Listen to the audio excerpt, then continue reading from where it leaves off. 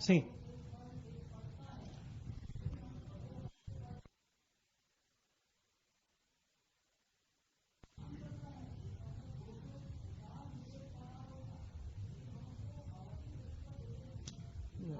उधर से आवाज आती है ना तो कंसंट्रेशन नहीं बनता।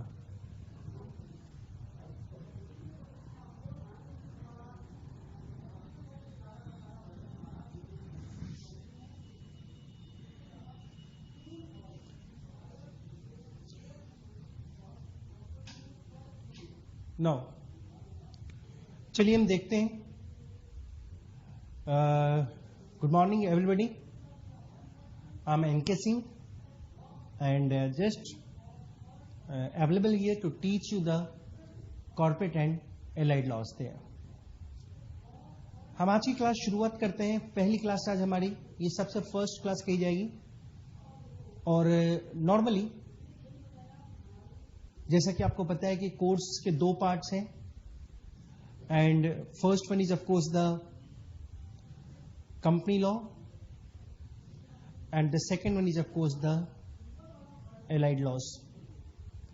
कंपनी लॉ में ऑफ कोर्स दो एक्ट्स हमको कवर करनी है, एक कंपनीज एक्ट 2013, एक तरफ तो हमारी कवरेज है कंपनीज एक्ट 2013 की and the second time something we are going to cover of course the companies act 1956, हम इनको भी कवर करेंगे। कई सारे ऐसे चैप्टर्स हैं जो कि हमको कंपनीज एक्ट 1956 से करने हैं जिसकी कॉरस्पॉन्डिंग प्रोविजंस अभी कंपनीज एक्ट 2013 में नोटिफाइड नहीं हुई है। ये सारी बातें मैंने आपको डेमो लेक्चर में ऑलरेडी बता दिया था। यूट्यूब पे लगी हुई है डेमो लेक्चर्स जिसमें मैंने कोर्स कंटेंट्स वगैरह everything I got to discuss that you know. और चलिए भी हम आज से शुरू करते हैं अपने कंपनीज एक्ट के प्रोविजंस को and most of the provisions जो हमारा कवर होगा कंपनीज एक्ट 2013 के ऊपर। हम किसी भी टॉपिक को उठा सकते हैं कंपनीज एक्ट 2013 में। प्रोविजंस एक दूसरे से इंटरकनेक्टेड बहुत बिल्कुल नहीं है। तो हमारी आज की जो कवरेज है हम टॉपिक उठाते हैं for the topic name called as of course the director there. Director see we should be finding out the topic called here of course the director। देखो अगर हम डायरेक्टर्स की बात करते हैं तो हमारी कंपनी एक नॉर्मल लेवल पे दो सीक्वेंस में बटी होती है। एक वो जहां ओनरशिप मेंबर्स एक्सरसाइज करेंगे और दूसरी वो जहां पे जो मैनेजमेंट है उस पे 100% कंट्रोल जो होगा वो डायरेक्टर्स का होगा। वो डायरेक्टर्स का होगा मतलब डायरेक्टर्स वो पर्सन है जो पूरी की पूरी कंपनीज के मैनेजमेंट को कंट्रोल करेंगे, कमांड करेंगे और पूरी की पूरी कंपनी के मैनेजमेंट को जो है वो चलाने का काम करेंगे।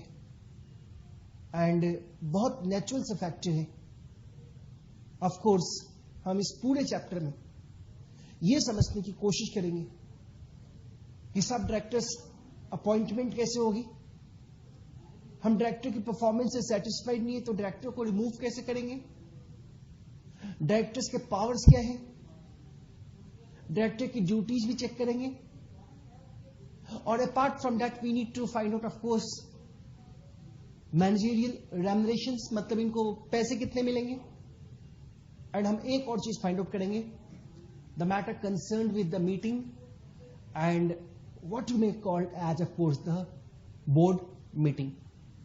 हम बोर्ड मीटिंग के भी इश्यूज को जानने से, बारीकी से समझने की भरपूर प्रयास, भरपूर कोशिश करेंगे।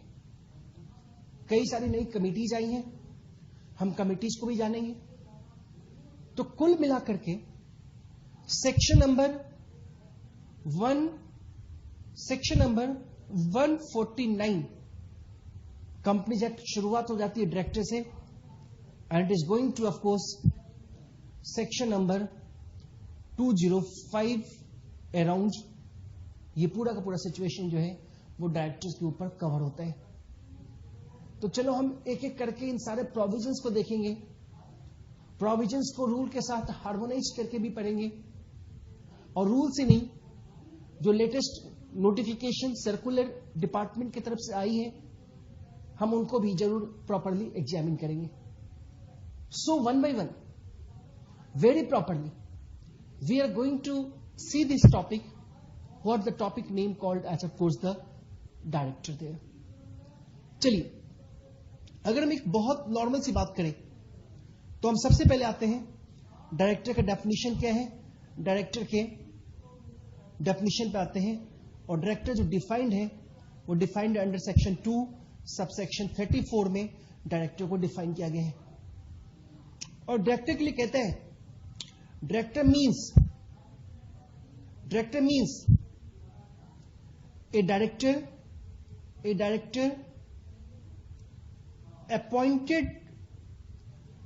appointed to board of the company, appointed to accordingly the BOD of company. देखो, कंपनीज एक्ट 1956 जो है वो डायरेक्टर का इंक्लूसिव डेफिनेशन देता था, और कहता था director includes any person who so occupy the position of director what ever name called. 1956 act का जो कंसर्न था वो पोजीशन ऑक्यूपाई करने के ऊपर था, भले ही अपॉइंटमेंट हुई है या अपॉइंटमेंट नहीं हुई है. मेरी एक्स लिमिटेड में डायरेक्टर के तौर पे अपॉइंटमेंट नहीं हुई है, लेकिन मेरी एक्टिविटीज कंपनी के डायरेक्टर की तरह है. जो मैं बोलता हूं वही वो कंपनी करती है. तो बहुत नेचुरल सा फैक्ट है. ऐसे हालात में मुझे कंपनी एक्ट 1956 कहती है कि मैं कंपनी का डायरेक्टर हूं, लेकिन कंपनी एक्ट 2013 नहीं मानती, बिकॉज कंपनी एक्ट 2013 को स्पेसिफिक एग्जैक्ट डायरेक्टर ढूंढने हैं, बिकॉज यहां पे रिस्पॉन्सिबिलिटी बहुत ज्यादा है, पेनाल्टी बड़ी ज्यादा है. तो इंक्लूसिव डेफिनेशन से अब काम नहीं चलने वाला, और सिंपली कह दिया कि बोर्ड ने जिसको डायरेक्टर के तौर पे अपॉइंट किया है, बोर्ड में जिसकी अपॉइंटमेंट डायरेक्टर के तौर पे हुई है, हमने कह दिया कि वही पर्सन कंपनी का डायरेक्टर है. यानी कि जिसकी अपॉइंटमेंट नहीं हुई है, सी, हम उसको कहेंगे वो पर्सन डायरेक्टर नहीं है. मीन्स ए डायरेक्टर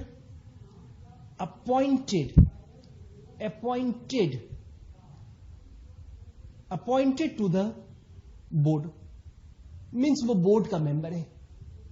ये अपॉइंटेड वर्ड यहां पे बहुत इंपॉर्टेंट है, मैं ध्यान दिलाना चाहूंगा. मतलब अगर अपॉइंटमेंट नहीं हुई है तो हम डायरेक्टर नहीं है, और अगर हमारे डायरेक्टर के पोस्ट पे अपॉइंटमेंट हुई है तो बेशक हम कंपनी के डायरेक्टर हैं. चलिए, अब हम थोड़ा आते हैं नंबर ऑफ डायरेक्टर्स के ऊपर. क्या एक कंपनी बिना डायरेक्टर के हो सकती है? देखो, एक नॉर्मल सी बात तो एक बताता हूं, नॉर्मल सी बात. कंपनीज एक्ट में जो नई कंपनीज एक्ट आई है, उसमें कई ऐसे जगह है जहां पे गवर्नमेंट्स की अप्रूवल फिनिश कर दी गई है. हमें किसी काम के लिए सेंट्रल गवर्नमेंट का अप्रूवल शायद ही लेना है, और मैक्सिमम काम जो होगी वो स्पेशल रेजोल्यूशन और ऑर्डिनरी रेजोल्यूशन से किया जाना है. शोल्डर्स अप्रूवल ला दी गई है. लेकिन ठहरो, अगर डिफॉल्ट होती है तो पेनाल्टी भी बहुत ज्यादा है, जेल भी बहुत ज्यादा है. तो एक क्वेश्चन उठता है कि क्यों ना हम कंपनी में इस पेनाल्टी के प्रोविजंस को देखते हुए, जो डायरेक्टर्स के ऊपर जनरली लगाई जाती है, कंपनी में डायरेक्टर अपॉइंट ही ना करें. मतलब सरकार अपनी दिमाग लगाए और हम अपनी दिमाग लगाएंगे.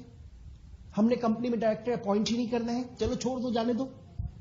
लेकिन ठहरो, ऐसा नहीं चल सकता. You will have to appoint a director into the company. Appoint करना ही पड़ेगा, बिकॉज सेक्शन 149 कहता है, अगर सेक्शन 149 नहीं होता ना तो कोई कंपनी डायरेक्टर अपॉइंट ही ना करती, और डिफॉल्ट पे डिफॉल्ट करती, और डिफॉल्टर्स पेनलाइज ही नहीं हो पाते, क्योंकि डायरेक्टर्स के ऊपर कंपनी एक्ट ने पेनाल्टी लगाई है और डायरेक्टर कंपनी में अवेलेबल है ही नहीं. तो यहां हमारा जो सिचुएशन है कि company must have the minimum number of director. Company must have the minimum number of director. कितने मिनिमम नंबर ऑफ डायरेक्टर? तो मिनिमम की बात भी हम करेंगे और मैक्सिमम की बात भी करेंगे. तो ध्यान दो, मिनिमम की बात करते हैं, और अगर हम पब्लिक कंपनी की बात करें तो पब्लिक कंपनी में मिनिमम नंबर ऑफ डायरेक्टर्स होंगे. एक करें तो काम चलेगा? मिनिमम नंबर ऑफ डायरेक्टर हम एक करके देखते हैं, काम चलेगा? अरे बेचारा अकेला इंसान मीटिंग किसके साथ करेगा? बड़ा मुश्किल है. एक डायरेक्टर से कैसे काम चलेगा इनका? नहीं, एक डायरेक्टर से काम नहीं चलेगा. क्या दो करके देखें? अगर दो करके देखोगे तो प्रॉब्लम यह है ना कि अगर जनरल मीटिंग, कंपनी की बोर्ड मीटिंग आई और दोनों में थोड़ी सी भी डिस्प्यूट है तो एक यस बोलेंगे, एक नो बोलेंगे और रेजोल्यूशन हमेशा टाई की नौबत आ जाएगी. तो बहुत सिचुएशन डैमेजिंग है. हमारा दो से भी काम नहीं चलने वाला है. क्या तीन से काम चल रहा है? हां, तीन से चल रहा है. Then it's the public company. Then minimum number of director shall be 3. अगर हमारी कंपनी पब्लिक कंपनी है तो मिनिमम नंबर ऑफ डायरेक्टर 3 होंगे. This is the required point we got here. लेकिन अगर कंपनी हमारी प्राइवेट कंपनी है तो प्राइवेट कंपनी की बात करो. तो अगर हमारी कंपनी प्राइवेट कंपनी है और हम कहते हैं कि प्राइवेट कंपनी में मिनिमम नंबर ऑफ डायरेक्टर 3, तो प्राइवेट कंपनी नाराज हो जाएगी, कहेगी साहब मेंबर तो कहा था मिनिमम 2 रखने को और डायरेक्टर 3 रखने को कह रहे हो, ये तो बड़ी नाइंसाफी है. तो नहीं, डाउन करो, यहां पे करो, इट्स 2. और अगर ओपीसी की बात करें, 1% कंपनी, हम अच्छी तरह जानते हैं कि 1% कंपनी क्या होती है. हालांकि अनफॉर्चुनेटली 1% कंपनी आपने नहीं पढ़ा, लेकिन अब देखो मैं समझा देता हूं 1% कंपनी होती क्या है. देखो, ये 1% कंपनी बेसिकली वो कंपनी है जिसमें एक ही मेंबर होंगे, ओनली 1 मेंबर. सरकार ने सोल प्रोप्राइटर के तौर पे जो बिजनेस कर रहे थे उनको अट्रैक्ट करने की भरपूर कोशिश की है और गवर्नमेंट ने स्पेसिफाई किया है कि 1% कंपनी जो होगी that would be, it can be form by 1 and only 1 member. और बहुत नेचुरल से फैक्ट है, इसमें मेंबर बढ़ नहीं सकते. और वो जो मेंबर कंपनी 1% कंपनी बना रहा है वो आरओसी को एक नॉमिनेशन लेटर देगा कि साहब उसकी डेथ के बाद कंपनी का मेंबर कौन बनेगा. जब जब वो नॉमिनी बदलेगा वो आरओसी को इन्फॉर्म भी करेगा. और मैं तुम्हें एक बात क्लियरली बता दूं, 1% कंपनी में जो मिनिमम नंबर ऑफ डायरेक्टर होंगे that shall be of course 1. लेकिन अगर हम मैक्सिमम डायरेक्टर की बात करें कि मैक्सिमम डायरेक्टर कंपनी में कितने होंगे, that it would be called 15, again 15, 15, 15 end of course the 15 maximum director जो हमारी कंपनी में होंगे वो कितने होंगे, 15, 15 एंड 15, 15. क्या ये 15 डायरेक्टर इंक्रीज हो सकते हैं? बिल्कुल हो सकते हैं. हमको कंपनी की जनरल मीटिंग में एक स्पेशल रेजोल्यूशन पास करना पड़ेगा और हम स्पेशल रेजोल्यूशन पास करके हम इस मिनिमम नंबर ऑफ डायरेक्टर को इंक्रीज कर सकते हैं. No problem is there, we can increase this minimum number of director, there won't be any problem. हम मिनिमम नंबर ऑफ डायरेक्टर की जो सिचुएशन है हम उसको इंक्रीज कर सकते हैं. ये भी हमको एक बहुत ही इंपॉर्टेंट प्रिविलेज जो कंपनीज एक्ट ने प्रोवाइड किया, मिनिमम नंबर ऑफ डायरेक्टर्स को इंक्रीज करने का. तो चलिए भाई, ये तो बात हुई हमारी मिनिमम नंबर ऑफ डायरेक्टर्स को इंक्रीज करने का. लेकिन एक छोटी सी बात मैं तुम्हारे साथ और डिस्कस कर लूं यहां पर, बहुत इंपॉर्टेंट भी है और बहुत ही छोटी सी बात है. इसमें एक बात कही गई है, कहते हैं सच क्लास और class of company as may be prescribed shall have 1 women director. ध्यान दो, एक्चुअली गवर्नमेंट भी वुमेन इंपावरमेंट के ऊपर काफी एडमेंट है. उनका भी वुमेन डायरेक्टर्स के ऊपर मे बी पॉसिबल कंपनीज एक वुमेन डायरेक्टर कंपनी में रखे, गवर्नमेंट ने यह भी मैंडेटरी कर दिया और कहते हैं कि class of companies as may be prescribed. I repeat, class of companies as may be prescribed. Class of companies, see companies as may be prescribed।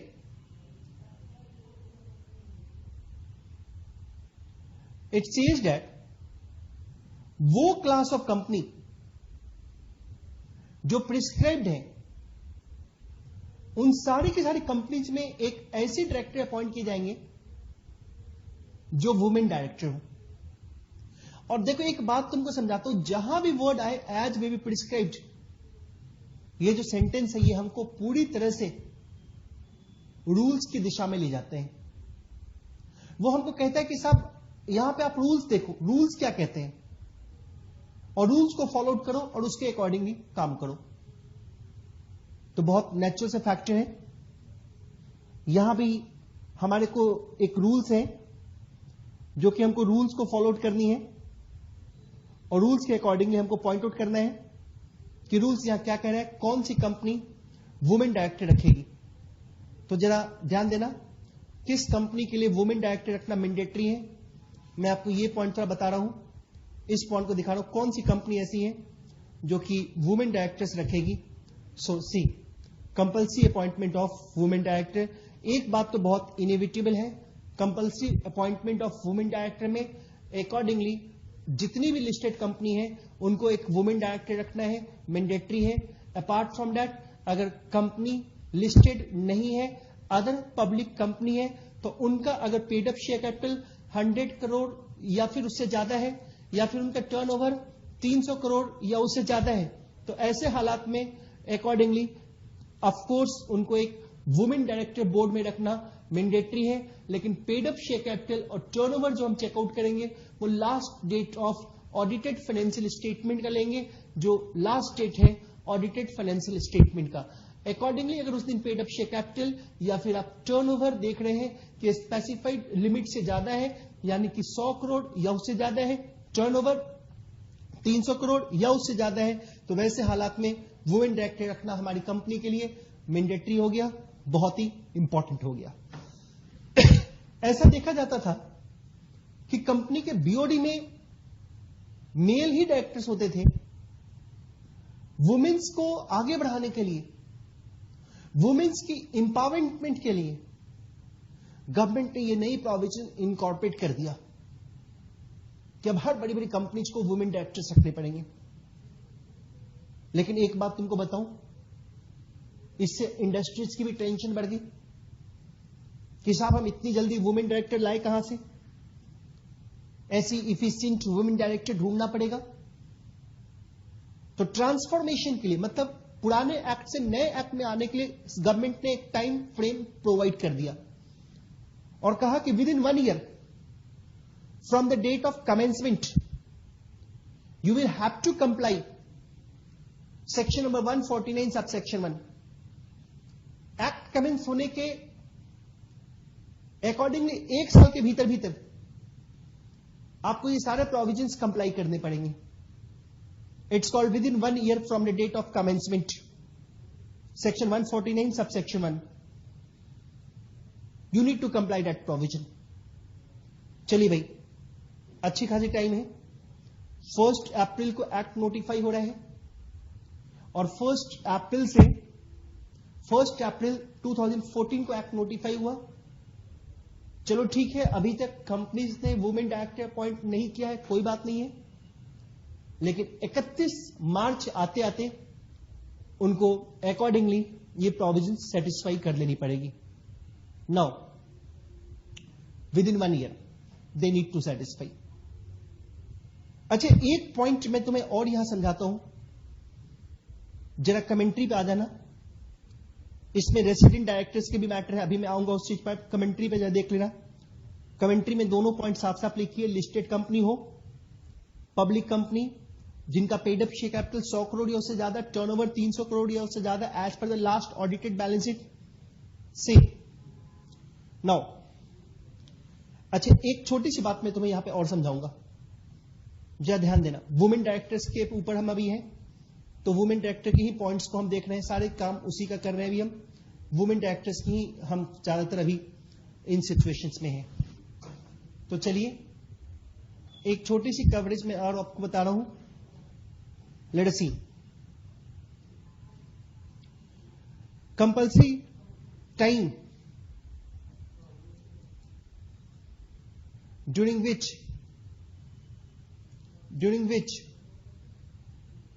women director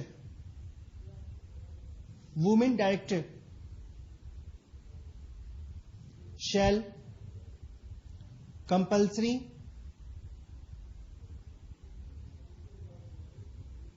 compulsorily be appointed.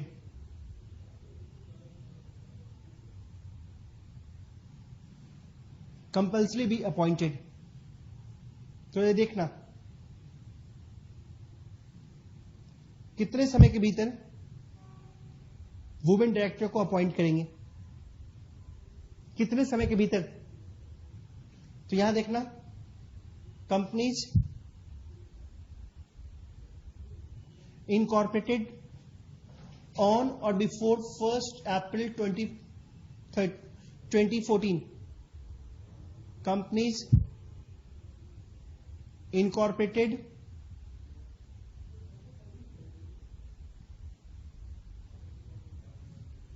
on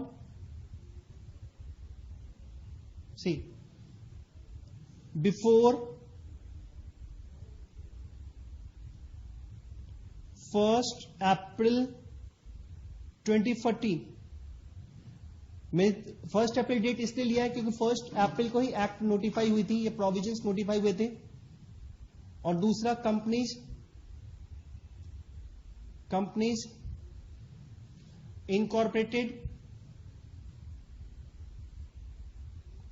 incorporated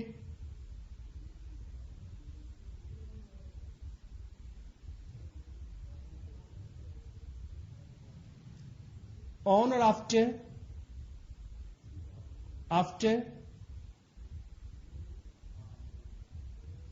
accordingly 1 April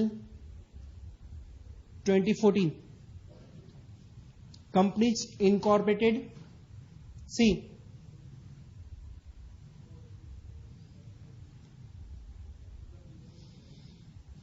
तो यहां पे लिया, यहां पर 1 साल का time है, with in 1 साल यहां पे, यानी कि टिल 31 मार्च 2015 हमें वुमेन डायरेक्टर की अपॉइंटमेंट करनी है। 31 मार्च 2015 तक अपॉइंटमेंट करनी है। लेकिन कंपनीज इनकॉर्पोरेटेड ऑन और आफ्टर 1 अप्रैल 2014, तो इनको 6 महीने का टाइम दिया, 6 months from the date of 6 months from the date of incorporation.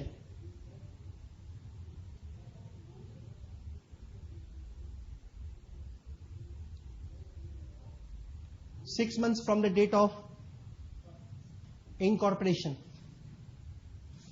This one, the provisions we got there. The women directors shall be appointed within 6 months from the date of incorporation. 6 months from the date of incorporation.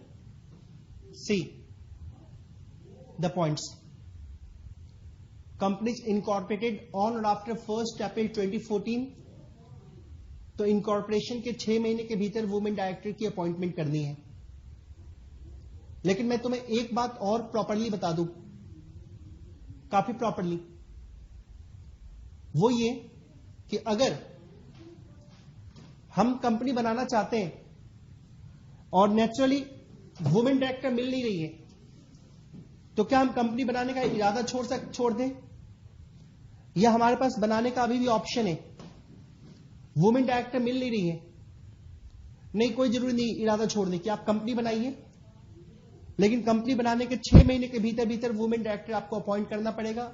Naturally आपको appoint करनी पड़ेगी अगर आप prescribed companies की category में आते हैं तो। चलिए एक छोटी सी बात और समझ लेते हैं। Intermittent vacancies of women director. Intermittent vacancy की अगर हम बात करें, वुमेन डायरेक्टर अगर रिजाइन कर दे, उनके पोस्ट में वैकेंसी आ रही है, तो क्या हालात होंगे? तो जरा ध्यान देना, अगर वुमेन डायरेक्टर्स रिजाइन कर रही है, हमने कंपनी में एक ही वुमेन डायरेक्टर रखी थी, वो रिजाइन कर दी, या फिर उनकी डेथ हो गई,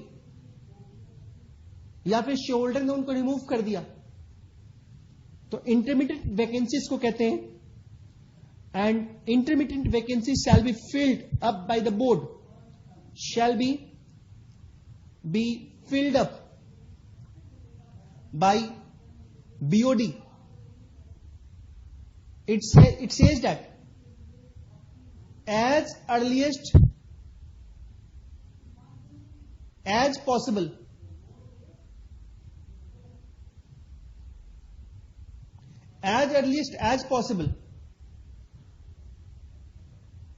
जल्दी से जल्दी इंटरमीडिएट वैकेंसी को भरो, but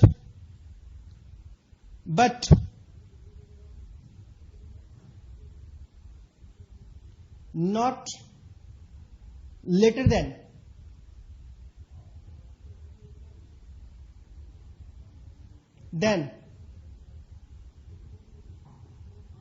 immediately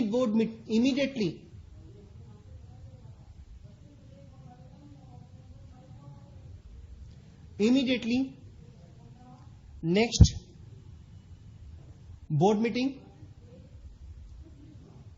and whatever 3 months from the date of such vacancy. 3 months from the date of such vacancy. From the date of such vacancy, whichever is later. Whichever is later. This one. Whichever is later. You need to fill out this vacancy right now. Whichever is later. That was the point we got there. Shall be filled up by the board as earliest as possible. 3 महीने के भीतर जरूर भरेंगे, लेकिन अगर इस 3 महीने में कोई बोर्ड मीटिंग हुई ही नहीं है तो ठीक है, 3 महीने के बाद बोर्ड मीटिंग हो रही होगी, उस बोर्ड मीटिंग में भर लो, नो प्रॉब्लम्स देयर। जैसे फॉर एग्जाम्पल, मैं तुमको एक एग्जाम्पल देता हूं, जरा ध्यान देना, एग्जाम्पल देता हूं। Date of vacancy, see date of vacancy लेते हैं हम। I just point out date of vacancy, vacancy की date and date of next board meeting, date of next board meeting and due date to appoint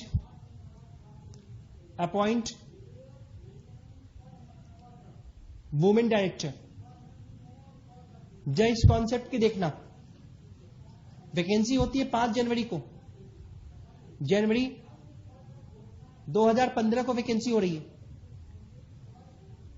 तो यहां से 3 महीने सबसे पहले कितना होंगे ये जान लो। हम एक बार लिख लेते हैं, 4 अप्रैल 2015। अब मुझे तुम ही बताओ, नेक्स्ट बोर्ड मीटिंग फरवरी में हो रही है, 8 फरवरी 2015 में नेक्स्ट बोर्ड मीटिंग हो रही है। तो नेचुरली हम वुमेन डायरेक्टर के पोस्ट को कब तक फिल आउट कर लेंगे? अगर हम 8 फरवरी को नहीं कर रहे तो नेचुरल सी बात है 4 अकॉर्डिंगली अप्रैल 2015 तक हमको इस वैकेंसी को भर लेनी है। लेकिन हम एक केस 2 और देखते हैं, 5 जनवरी 2015 और date of next board meeting जो है उसका ध्यान देना, 8 जून 2015 को हो रही है। मतलब इस दरमियान बोर्ड मीटिंग हुई ही नहीं, तो वुमेन डायरेक्टर के पोस्ट को हम कब तक भर लेंगे? That is just called 8 June 2015। It says that within 3 months और as earliest as possible. And one more thing, order to the next board meeting whichever is later. तो ये हमारा एक फंडा होता है वुमेन डायरेक्टर्स की appointment का। तो मैं फिर से बता दूं तुम्हें, हर एक वो कंपनी जो लिस्टेड है या फिर जो अनलिस्टेड पब्लिक कंपनी है जिनका paid up share capital of course 100 crore या उससे ज्यादा है, टर्नओवर 500 करोड़ या उससे टर्नओवर 300 करोड़ या उससे ज्यादा है, as per the latest audited balance sheet जो है उसके अकॉर्डिंगली, तो वो कंपनी वुमेन डायरेक्टर अपॉइंट करेगी। अगर वो एग्जिस्टिंग कंपनी है, मतलब 1 अप्रैल 2014 के बाद की बनी हुई कंपनी है, तो उनके ऊपर अगर ये प्रोविजन एप्लीकेबल हो रही है तो जिस दिन से एप्लीकेबल हो रही है 3-6 महीने का टाइम है। लेकिन पुरानी कंपनीज है तो बहुत नेचुरल सी बात है, दे ऑफ कोर्स सिंपल, हमारा यहां पे मैटर था कंपनी एग्जिस्ट कर रही है, उनके लिए 1 ईयर का टाइम अवेलेबल है, 1 साल का टाइम अवेलेबल है। अच्छा, अब एक सिचुएशन और बताता हूं, सेक्शन 149 सब सेक्शन 3, यहीं पे आ जाओ। एक और नई बात जो पुराने एक्ट में बिल्कुल नहीं थी। इनफैक्ट 149 भी नहीं थी और 149 सबसेक्शन 2 भी नहीं थी, सबसेक्शन 1 भी नहीं थी। 149 सबसेक्शन 3 कहता है, एक्चुअली देखो क्या देखा जाता था कि एक कंपनी है और कंपनी में कई सारे डायरेक्टर्स हैं और एक डायरेक्टर भी इंडिया में अवेलेबल नहीं है। सो स्ट्रेंज, कितने दुख की बात है, कंपनी का एक डायरेक्टर भी इंडिया में अवेलेबल ही नहीं है। तो ठीक है भाई, ऐसे हालात में नॉर्मली कंपनीज एक्ट ने स्पेसिफाई किया कि आपकी कंपनी में एक रेसिडेंट डायरेक्टर होना चाहिए।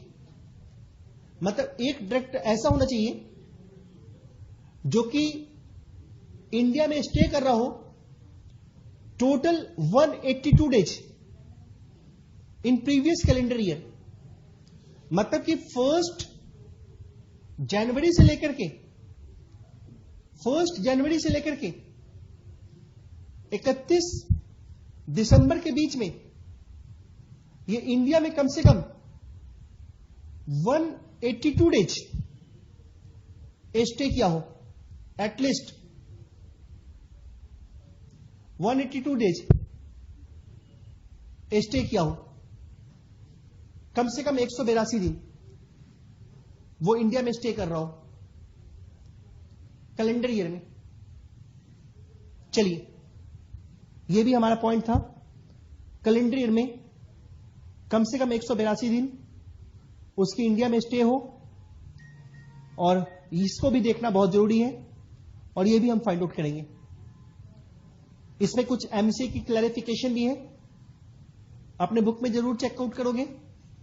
और एमसी ने यहां क्लैरिफाई किया है कि जो रेसिडेंसी रिक्वायरमेंट है, जो भी रेसिडेंसी रिक्वायरमेंट है, व्हाटएवर, एमसीए यहां पे क्लैरिफाई कर रही है रेसिडेंसी रिक्वायरमेंट जैसे एक्ट कमेंस हुई है 1 अप्रैल 2014, तो यहां पर पूरा साल 2014 का हमको नहीं मिला, हमें 2014 में सिर्फ 9 महीने मिले हैं, तो यहां प्रपोर्शनेट ले लेंगे। मतलब 2014 के लिए जो कैलेंडर ईयर 2014 है उसमें 182 दिन नहीं लगेगा, हम इसको प्रोपोर्शनेटली रिड्यूस कर देंगे। 1 अप्रैल टू 31 दिसंबर हमारे पास 136 डेज आ जाए। नहीं, जब तुम देखो एमसी की क्लैरिफिकेशन, एमसी ने एक नोटिफिकेशन इशू की और उसने क्लैरिफाई किया कि इसको हम काउंट करेंगे सेक्शन 149 को अकॉर्डिंगली 1 अप्रैल 2014 से, और प्रीवियस कैलेंडर ईयर की कंप्लायंसेज जो होगी यहां पर अकॉर्डिंगली 136 डेज की होगी, 136 डेज की होगी, 136 दिन। न्यूली इनकॉर्पोरेटेड कंपनीज की बात करें तो हम इस पॉइंट पे भी आते हैं, न्यूली इनकॉर्पोरेटेड कंपनीज के इशू के ऊपर। मैं पहले आपको पुरानी कंपनीज के ऊपर जो क्या क्लैरिफिकेशन है मैं इसकी बात बता दूं, एक बार फिर से समझा दूं पुराने कंपनीज के ऊपर क्या क्लैरिफिकेशन एमसी की आई है। See MC clarification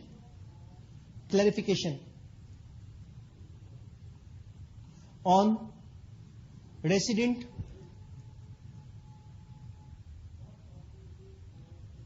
director.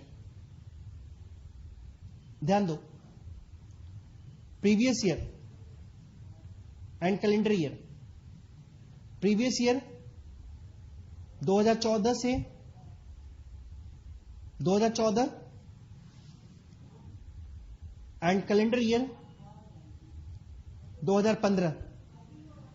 1 जनवरी 2015 से लेकर के 31 दिसंबर 2015 और 1 जनवरी 2014 से लेकर के 31 दिसंबर 2014।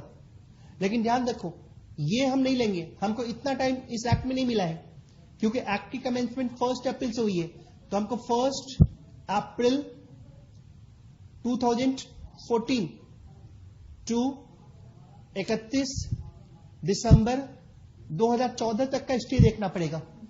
क्या 182 दिन का स्टे देखना पड़ेगा? डायरेक्टर इंडिया में 182 दिन रहे होंगे? नहीं, यहां पे हम प्रोपोर्शनली रिड्यूस कर देंगे और ये आता है 136 डेज। तो एमसी ने क्लैरिफिकेशन दी कि साहब आपके कोई भी एक डायरेक्टर अगर प्रीवियस ईयर में, मतलब जब हम 2015 इस ईयर में जब हम काउंट करेंगे तो देखेंगे प्रीवियस ईयर में कम से कम 136 डेज रह गया है, तो बहुत नेचुरल है हम कहेंगे आप रेसिडेंट डायरेक्टर के क्राइटेरिया को सेटिस्फाई कर गए हैं। फिर जब 2016 में चेक करेंगे तो 2015 प्रीवियस ईयर हुआ, वहां का स्टे देखेंगे, लेकिन वहां पे हम पूरा का पूरा 182 डेज हमको चेक करना है, पूरा का पूरा 182 डेज यानी कि 182 दिन का मैटर हमको चेक करना है। This is the matter concern with what you may say that resident director. Every company shall have at least one resident director who has stayed in India for a total period of not less than 182 days। और इसकी एक खासियत बता दूं, ये resident director वाला जो provision है वो पब्लिक कंपनी हो जाए, प्राइवेट कंपनीज हो जाए, लिस्टेड हो जाए, अनलिस्टेड हो जाए, हर एक कंपनीज के ऊपर ये प्रोविजन इक्वली एप्लीकेबल है। हर कंपनीज के ऊपर ये प्रोविजन इक्वली एप्लीकेबल है। दिस वन ध्यान दो, हमने अभी तक 2 डायरेक्टर्स के क्राइटेरिया को फाइंड आउट किया। The first one the women director and the second one is of course the resident director. हमने इन 2 क्राइटेरिया को फाइंड आउट किया। एक छोटी सी बात मैं तुम्हारे साथ यहां और शेयर करूंगा, एक और नए तरह के डायरेक्टर्स यहां पे आए हैं and that is called here of course independent director. See independent directors. और इंडिपेंडेंट डायरेक्टर्स क्या होते हैं, इससे पहले कि मैं तुम्हें यह बताऊं, मैं पहले यह बताऊंगा कि क्यों इंडिपेंडेंट डायरेक्टर की जरूरत पड़ी। एग्जिस्टेंस में क्यों आए इंडिपेंडेंट डायरेक्टर्स वाले प्रोविजंस, हम पहले इन पॉइंट्स को थोड़ा ज्यादा कॉन्सेंट्रेट करेंगे। देखो, अगर एक नॉर्मल सी बात मैं तुम्हारे साथ शेयर करूं, तुम सोच के देखो कि कंपनी में बोर्ड मीटिंग है और बोर्ड मीटिंग में नेचुरली आज फैसला होना है कि रॉ मटेरियल परचेज की जाए, और रॉ मटेरियल सप्लायर जो है ये है सप्लायर। मान लो ये फैसला बोर्ड मीटिंग में लिया जाता है, तो कितने डायरेक्टर्स ऐसे हैं जो कि सोचेंगे कि साहब कंपनी का फेवर देखें, डायरेक्टर्स इंडिविजुअल डायरेक्टर्स का फेवर ना देखें। अगर शेयर होल्डर की मीटिंग में फैसला लें तो शायद शेयर होल्डर्स भी जेन्युइन बातों को कम ही सोचें, अपने कंसर्न को ज्यादा देखेंगे। चलो इन बातों को छोड़, अगर सारे डायरेक्टर से पूछी जाए कि साहब आपकी रेम्युनरेशन 10% बढ़ा दें, सब बोलेंगे यस। मेंबर से पूछे कि सब डायरेक्टर की रेम्युनरेशन 10% बढ़ा दे, मेंबर बोलेंगे नो। तो क्वेश्चन उठता है, क्या कंपनी में कोई ऐसा इंसान है जो जेन्युइन बात करे, ना किसी के फेवर में ना किसी के अगेंस्ट में, जो कंपनी के लिए बेनिफिशियल पॉइंट है उसको लेकर के आए? पहले नहीं होता था, लेकिन अब रखना पड़ेगा। And such a person is just called as of course what, independent director. हम इस पर्सन को कंपनी का सिंपली कह देंगे कि ये पर्सन क्या है, इंडिपेंडेंट डायरेक्टर है। अब मैं तुम्हें ये इंडिपेंडेंट डायरेक्टर क्या होते हैं इसके डेफिनेशन के थ्रू बताऊंगा, लेकिन कंपनी में ट्रांजैक्शंस जेन्युइनली हो, एक डायरेक्टर जेन्युइन कंसर्न को देखे, इसके लिए कंपनी के बोर्ड ऑफ डायरेक्टर में इंडिपेंडेंट डायरेक्टर अपॉइंट करना मैंडेटरी है। तो जरा देखते हैं, समझते हैं कब, कितने, कहां, कैसे इंडिपेंडेंट डायरेक्टर की अपॉइंटमेंट होगी। तो चलिए हम इस प्रोविजन को प्रॉपरली, माइन्यूटली, स्पेसिफिकली समझने की कोशिश करते हैं कि कंपनी में इंडिपेंडेंट डायरेक्टर की अपॉइंटमेंट कैसे होगी, कौन करेगा। हम थोड़ा इस पॉइंट पे जानते हैं, ध्यान देते हैं। तो सबसे पहले पॉइंट पढ़ते हैं, समझते हैं। Compulsory appointment of independent director. देखना जरा, यहां एक पॉइंट स्पेसिफाई कर रहा है, if you have got this listed company, तो लिस्टेड कंपनी जो है अपने पूरे बोर्ड का 1/3 जो है उसमें इंडिपेंडेंट डायरेक्टर रखना पड़ेगा। मतलब जितने भी डायरेक्टर्स कंपनी में हैं उसका 1/3 इंडिपेंडेंट डायरेक्टर होना चाहिए। और एक बात तुम्हें और समझा दूं, फ्रैक्शन अगर 1/3 में आती है तो उसको 1 पे राउंड ऑफ कर देनी है। जैसे फॉर एग्जांपल टोटल डायरेक्टर्स हमारी कंपनी में 9 है, तो इंडिपेंडेंट होंगे अकॉर्डिंगली 1/3 यानी कि 3। टोटल डायरेक्टर 10 है तो 10 का 1/3 3.33। हमारी कंपनी में इंडिपेंडेंट डायरेक्टर होंगे 4, फिर हम 1 पे राउंड ऑफ करेंगे। टोटल डायरेक्टर 11 है, देन 1/3 3.67, तो इंडिपेंडेंट डायरेक्टर होंगे 4। So every time if you have got the listed company, the listed company shall have at least 1/3 of total number of its director as opposed the independent director, and any fraction contained in such 1/3 number shall be rounded off as 1. This is an important requirement which we have got that, लेकिन एक बात और देखना, unlisted public company, ये बात rules में देखने को मिलेंगी। ये कहता है company having the paid up share capital 10 crore और मोर, टर्नओवर 100 करोड़ और मोर, या फिर पब्लिक कंपनी जिनकी आउटस्टैंडिंग लोन्स, डिवेंचर्स, डिपॉजिट सब मिला के 50 करोड़ या उससे ज्यादा है, तो ध्यान दो, यहां कहते हैं ऐसी कंपनी में कम से कम 2 डायरेक्टर्स होंगे जो इंडिपेंडेंट डायरेक्टर होंगे। ऐसी कंपनीज में कम से कम 2 इंडिपेंडेंट डायरेक्टर होंगे।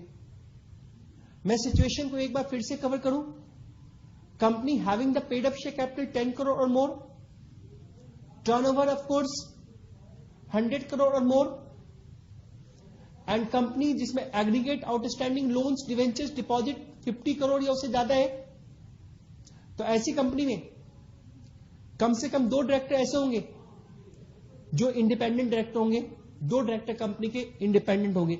This one. चलिए भाई, मान लो कंपनी इन तीनों में से कोई कंडीशन सेटिस्फाई कर भी रही है, तीनों में से कोई कंडीशन सेटिस्फाई करना है तो 2 इंडिपेंडेंट डायरेक्टर रखना मैंडेटरी हो जाती है. अगर कर भी रही है लेकिन अब नहीं कर रही है, करने से फेल कर, मतलब अब नहीं कर रही, टर्नओवर पहले तो था लेकिन अब नहीं है, तो क्या हुआ, अगले साल फिर बढ़ गई, रखे रहेंगे. लेकिन लगातार 3 साल तक इन कंडीशन को सेटिस्फाई नहीं कर रही अब, तब उनको ये प्रोविजन कंप्लाई करने की जरूरत नहीं है. कहते हैं एक बार जो प्रोविजन हमारे ऊपर लग गई वो लगती जाती है, लेकिन हम लगातार 3 साल तक ऐसे दौर से गुजर रहे हैं जिसमें हमारे ऊपर ये प्रोविजंस एप्लीकेबल नहीं हो रही है. तो यहां कहते हैं कि ऐसे हालात में अकॉर्डिंगली आपको इंडिपेंडेंट डायरेक्टर अपॉइंट करने की फिर जरूरत नहीं है, आप फॉरगो कर सकते हो इंडिपेंडेंट डायरेक्टर की appointment. See, where a company ceases to fulfill any of the 3 conditions for 3 consecutive years, it shall not be required to comply with these provisions until such time as meets any of such condition. तुम बोलोगे लगातार 3 साल तक turnover down होगी, तो क्या जो independent director पहले रखा था उसको हटाए भगाए? क्या कोई डिफॉल्ट तो नहीं होगा? मैं बोलूंगा हटाओ हटाओ हटाओ भगाओ, कोई प्रॉब्लम नहीं है, तो ठीक है तुमने हटा दिया, लेकिन अगले साल फिर टर्नओवर बढ़ गई है, तो नेचुरल सी बात है अगर 100 करोड़ या उससे ज्यादा चल रही है तो फिर इंडिपेंडेंट डायरेक्टर आपको अपॉइंट करना पड़ जाएगा. अच्छा, जो हम turnover, paid up share capital, outstanding loan, debenture, deposit की बात कर रहे हैं, वो हम last date of latest audited balance sheet की चेक करेंगे. Latest audited balance sheet last date पे कितनी टर्नओवर रही है, पेड अप शेयर कैपिटल रही है, हम उसके अकॉर्डिंगली सारे पॉइंट्स को फाइंड आउट करेंगे. यह भी हमारा एक रिक्वायर्ड इशू है, रिक्वायर्ड मैटर है. See the point, the matter concern with the, you may compulsory appointment of independent director. Question एक और बहुत इंपॉर्टेंट है. इंडिपेंडेंट डायरेक्टर के प्रोविजंस पे फिर आ जाओ. सेक्शन 149 सबसेक्शन 4 तुम्हारे सामने है. यह कहता है सेंट्रल गवर्नमेंट में prescribe the minimum number of independent director in case of any class और क्लासेस ऑफ पब्लिक कंपनी. तो सेंट्रल गवर्नमेंट ने तुमने देखा प्रिस्क्राइब किया कि paid up share capital 100 crore या उससे ज्यादा, turnover accordingly, sorry, paid up share capital 10 crore या उससे ज्यादा, टर्नओवर 100 करोड़ या उससे ज्यादा, लोन्स, डिपॉजिट, डिवेंचर्स 50 करोड़ या उससे ज्यादा. अभी प्रिस्क्राइब किया, तुम आगे देखोगे कमेंट्री में जरूर लिखा हुआ मिलेगा तुम्हें. लेकिन जो फ्रैक्शन होगी 1/3 की, उसको हम राउंड ऑफ करेंगे, ऊपर के इंटीजर्स पे ले जाएंगे, नियरेस्ट इंटीजर पे नहीं ले जानी है. Now it was transformation of existing companies, section 149 subsection 5. अब जो एग्जिस्टिंग कंपनी है वो गवर्नमेंट को कह रही कि साहब आपने तो इतनी स्ट्रिंजेंट प्रोविजंस ला दिए, वो हमें इंडिपेंडेंट डायरेक्टर अपॉइंट करना पड़ेगा. हम लाए कहां से, मिलेंगे कहां, कुछ तो वक्त दीजिए ढूंढने का. तो गवर्नमेंट ने कहा जाओ 1 साल का टाइम देते हैं.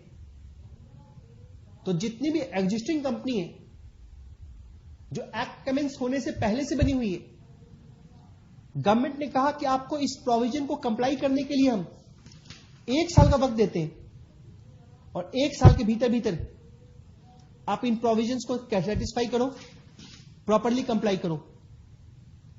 तो नेचुरली गवर्नमेंट ने 1 साल का टाइम हर उस कंपनीज को प्रोवाइड कर दिया जो कंपनी अकॉर्डिंगली पहले से इनकॉर्पोरेटेड है। चलिए, ट्रांसफॉर्मेशन प्रोविजन। अब हम आते हैं एक सबसे इंपॉर्टेंट और रेलिवेंट पॉइंट करते हैं, सेक्शन नंबर 149 सबसेक्शन 6, और यह प्रोविजन पूरा का पूरा आपको बताएगा इंडिपेंडेंट डायरेक्टर क्या होते हैं, it's meaning of independent director, इसका मतलब क्या है, इंडिपेंडेंट डायरेक्टर की मीनिंग्स इसको बताएगा। अगर कोई डायरेक्टर 6 पॉइंट सेटिस्फाई करे, आई रिपीट, अगर कोई डायरेक्टर 6 पॉइंट सेटिस्फाई करे तो हम कहेंगे कि वो इंडिपेंडेंट डायरेक्टर है। तो चलिए जरा हम इन 6 पॉइंट्स को देखते हैं कि वो 6 पॉइंट्स क्या क्या हैं। हम जरा एक एक करके इन पॉइंट्स को समझते हैं, ऑब्जर्व करते हैं। Let us see what all this 6 points that you know, meaning of independent director. और सबसे पहली बात ध्यान रख लो, managing director, whole time director, nominee director कितने भी अच्छे कर्म कर ले, ये इंडिपेंडेंट डायरेक्टर कंपनी में नहीं कहलाएंगे। He can't be called as an independent director into the company, चाहे वो कितना भी बढ़िया काम करे, अच्छे काम करे। तो MD, WTD and nominee director independent director नहीं होते हैं। तो कौन होते हैं? तो पहला पॉइंट जरा देखना, वो कहता है in the opinion of the board is a person of integrity. उनके पास रेलिवेंट एक्सपर्टाइज है, उनके पास एक्सपीरियंस है। अकॉर्डिंगली अगर उनके पास रेलिवेंट एक्सपर्टाइज है, एक्सपीरियंस है, तो हम कहेंगे कि साहब पहला क्राइटेरिया वो सेटिस्फाई कर रहे हैं, इंडिपेंडेंट डायरेक्टर बनने का पहला क्राइटेरिया वो सेटिस्फाई कर रहे हैं। दूसरी बात पे देखना, सेकंड पॉइंट कहता है हु इज और वॉज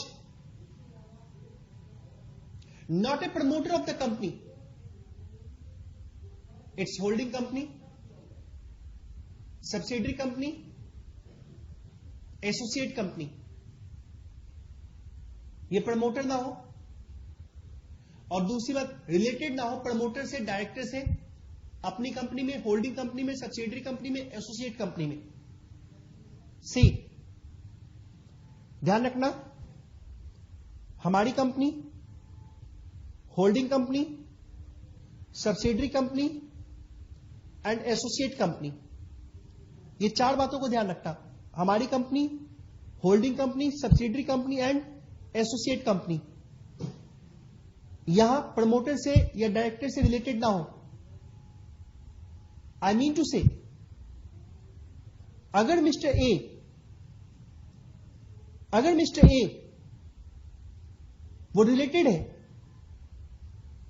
कंपनी के प्रमोटर से रिलेटेड है, तो नेचुरल सी बात है वो इंडिपेंडेंट डायरेक्टर नहीं बन पाएगा। डायरेक्टर से रिलेटेड है, इंडिपेंडेंट डायरेक्टर नहीं बन पाएगा।